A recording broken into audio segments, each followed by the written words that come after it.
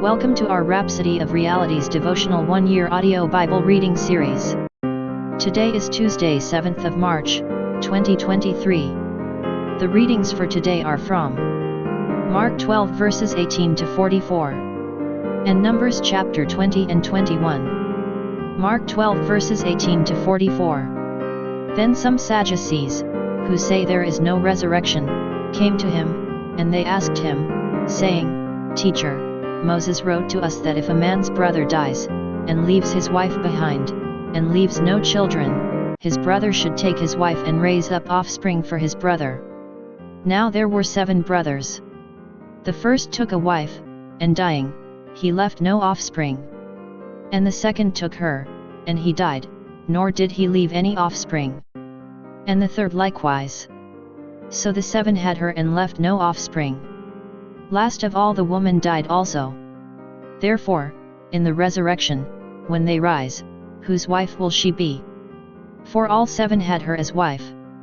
Jesus answered and said to them, Are you not therefore mistaken, because you do not know the Scriptures nor the power of God? Numbers chapter 20. Then the children of Israel, the whole congregation, came into the wilderness of Zin in the first month, and the people stayed in Kadesh, and Miriam died there and was buried there. Now there was no water for the congregation, so they gathered together against Moses and Aaron. And the people contended with Moses and spoke, saying, If only we had died when our brethren died before the Lord. Why have you brought up the assembly of the Lord into this wilderness, that we and our animals should die here? And why have you made us come up out of Egypt, to bring us to this evil place? It is not a place of grain or figs or vines or pomegranates, nor is there any water to drink. So Moses and Aaron went from the presence of the assembly to the door of the tabernacle of meeting, and they fell on their faces. And the glory of the Lord appeared to them. Then the Lord spoke to Moses, saying, Take the rod, you and your brother Aaron gather the congregation together. Speak to the rock before their eyes, and it will yield its water. Thus you shall bring water for them out of the rock, and give drink to the congregation and their animals. So Moses took the rod from before the Lord as he commanded him. And Moses and Aaron gathered the assembly together before the rock, and he said to them, Hear now, you rebels.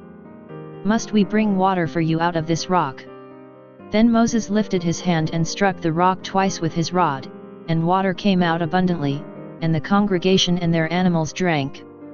Then the Lord spoke to Moses and Aaron, Because you did not believe me, to hallow me in the eyes of the children of Israel, therefore you shall not bring this assembly into the land which I have given them. This was the water of Meribah, because the children of Israel contended with the Lord, and he was hallowed among them. Now Moses sent messengers from Kadesh to the king of Edom. Thus says your brother Israel, You know all the hardship that has befallen us, how our fathers went down to Egypt, and we dwelt in Egypt a long time, and the Egyptians afflicted us and our fathers. When we cried out to the Lord, he heard our voice and sent the angel and brought us up out of Egypt. Now here we are in Kadesh, a city on the edge of your border. Please let us pass through your country. We will not pass through fields or vineyards, nor will we drink water from wells. We will go along the king's highway. We will not turn aside to the right hand or to the left until we have passed through your territory. Then Edom said to him, You shall not pass through my land, lest I come out against you with the sword. So the children of Israel said to him, We will go by the highway, and if I or my livestock drink any of your water, then I will pay for it. Let me only pass through on foot, nothing more. Then he said, You shall not pass through. So Edom came out against them with many men and with a strong hand. Thus Edom refused to give Israel passage through his territory, so Israel turned away from him. Now the children of Israel, the whole congregation, journeyed from Kadesh and came to Mount Hor. And the Lord spoke to Moses and Aaron in Mount Hor by the border of the land of Edom, saying, Aaron shall be gathered to his people, for he shall not enter the land which I have given to the children of Israel, because you rebelled against my word at the water of Meribah. Take Aaron and Eleazar his son, and bring them up to Mount Hor, and strip Aaron of his garments and put them on Eleazar his son, for Aaron shall be gathered to his people and die there. So Moses did just as the Lord commanded, and they went up to Mount Hor in the sight of all the congregation. Moses stripped Aaron of his garments and put them on Eleazar his son, and Aaron died there on the top of the mountain. Then Moses and Eleazar came down from the mountain. Now when all the congregation saw that Aaron was dead, all the house of Israel mourned for Aaron 30 days. Numbers chapter 21. The king of Arad, the Canaanite, who dwelt in the south, heard that Israel was coming on the road to Atharim. Then he fought against Israel and took some of them prisoners. So Israel made a vow to the Lord, and said, "If you will indeed deliver this people into my hand, then I will utterly destroy their cities." And the Lord listened to the voice of Israel and delivered up the Canaanites, and they utterly destroyed them and their cities. So the name of that place was called Hormah. Then they journeyed from Mount Hor by the way of the Red Sea, to go around the land of Edom, and the soul of the people became very discouraged on the way.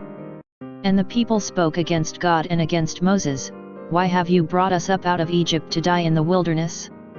For there is no food and no water, and our soul loathes this worthless bread." So the Lord sent fiery serpents among the people, and they bit the people, and many of the people of Israel died. Therefore the people came to Moses, and said, "We have sinned, for we have spoken against the Lord and against you. Pray to the Lord that he take away the serpents from us." So Moses prayed for the people.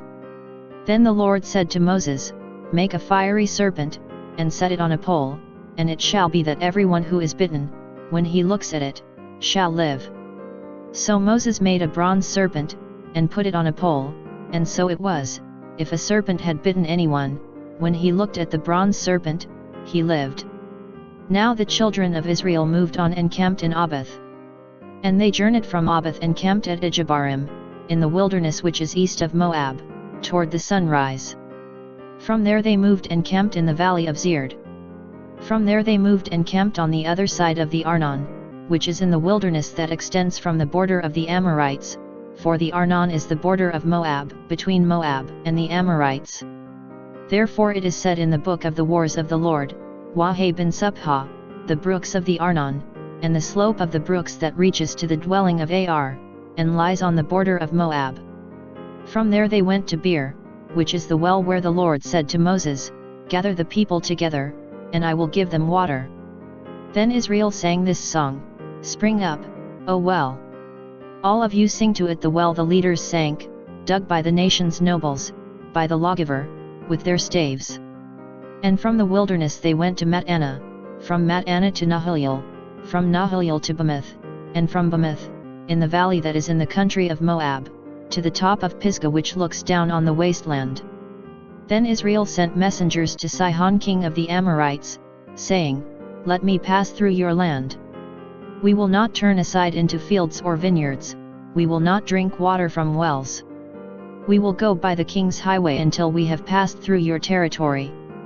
But Sihon would not allow Israel to pass through his territory. So Sihon gathered all his people together and went out against Israel in the wilderness, and he came to Hahaz and fought against Israel. Then Israel defeated him with the edge of the sword, and took possession of his land from the Arnon to the Jabbok, as far as the people of Ammon, for the border of the people of Ammon was fortified. So Israel took all these cities, and Israel dwelt in all the cities of the Amorites, in Heshbon and in all its villages. For Heshbon was the city of Sihon king of the Amorites, who had fought against the former king of Moab, and had taken all his land from his hand as far as the Arnon. Therefore those who speak in Proverbs say, "Come to Heshbon, let it be built, let the city of Sihon be repaired." For fire went out from Heshbon, a flame from the city of Sihon, it consumed Ar of Moab, the lords of the heights of the Arnon. Woe to you, Moab! You have perished, O people of Chemosh! He has given his sons as fugitives, and his daughters into captivity, to Sihon king of the Amorites. But we have shot at them, Heshbon has perished as far as Dibon. Then we laid waste as far as Napha, which reaches to Medba. Thus Israel dwelt in the land of the Amorites. Then Moses sent to spy out Jazer, and they took its villages and drove out the Amorites who were there. And they turned and went up by the way to Bashan. So Og king of Bashan went out against them, he and all his people, to battle at Edrei. Then the Lord said to Moses, "Do not fear him, for I have delivered him into your hand, with all his people and his land, and you shall do to him as you did to Sihon king of the Amorites, who dwelt at Heshbon." So they defeated him, his sons, and all his people, until there was no survivor left him, and they took possession of his land. Thank you for joining today's Bible reading session. You can save or download this reading so you can listen to it again in the course of the day. Join us again tomorrow. Do remember to subscribe if you are yet to, so you can get the notifications of new posts on this channel. Thank you again for joining in today. Do have a great day.